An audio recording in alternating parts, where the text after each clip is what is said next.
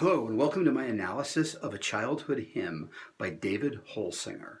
This is a piece that I'm attempting to analyze to see if I can do for beginning band, and this is what I found out about it. I've checked out the score, I've listened to the recording, and I found some pretty interesting things that I can talk about. The first thing is, I don't know if you can see the score, I have it here on my laptop, is the instrumentation. It looks like it's a fairly full band instrumentation. I noticed though that there are parts written for oboe, bass clarinet, tenor saxophone, baritone sax, and alto clarinet. I'm not so sure about middle school bands, but I'm pretty sure that they don't have those parts, with the exception of tenor saxophone. You might be able to either find a tenor saxophone player or have one of your alto saxophone players move over to tenor sax to play it. But as far as oboe, bass clarinet, baritone sax, and alto clarinet, I don't think we're going to have someone playing those parts. That's the first challenge. The second thing I noticed is that there is a part for French horn, which at first sent up a little bit of an alarm with me now that I know how difficult French horn could be to play. But after I checked it out in the score, the French horn part is pretty basic. I think even a beginning middle school band French horn player would be able to handle the part. So I think we're okay there. And then the last thing that I noticed is right down at the end, there's a timpani. Finding a timpani player or finding a player that can play the part, I don't think it'll be that difficult, but I'm not so sure how many middle schools actually own timpanis. So you might have to either substitute it with maybe a large floor tom or some other type of large drum if you don't have a timpani. Let's see, from there, if you look at the performance notes, David Holsinger specifically says that this piece is going to be a challenge, mainly because of all the long sustaining notes that he's built into it when he composed it. But he said that he did that on purpose.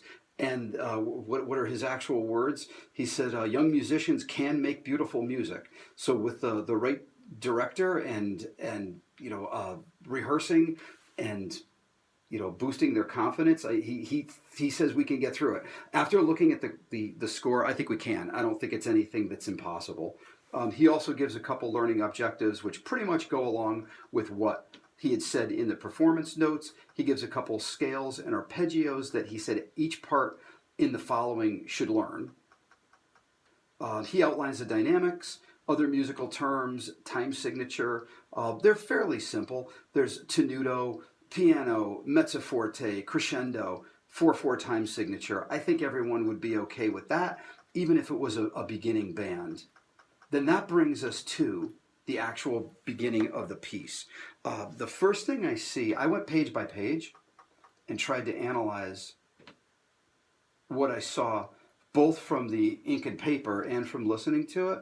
Probably the biggest challenge on page 1 would be the triplet figure in measure 5, which isn't anything incredibly difficult, but it's probably the one of the trickiest things to get correct on page 1. Let's see, where are we here? As you go along, I've also noticed in measure 6, see if I can find that, 8, 9, 8, 7, which is the beginning of system 2.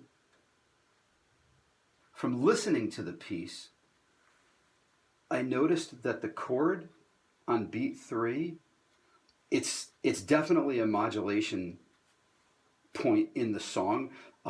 Not that your middle school or your beginning middle school band couldn't play it, but I think even by playing the right notes, it's still going to take them a little time to get used to what they're listening to. Let's see. We also have syncopations on page 2. But the thing that I like about the syncopations is they're repetitive. So I think once they learn one measure, they'll be fine with playing the part over and over. Above the syncopation, there is a quarter note melody, which isolated may be a little bit difficult to do. But when you take it in context, the syncopated ostinato that the clarinets are playing comes in first.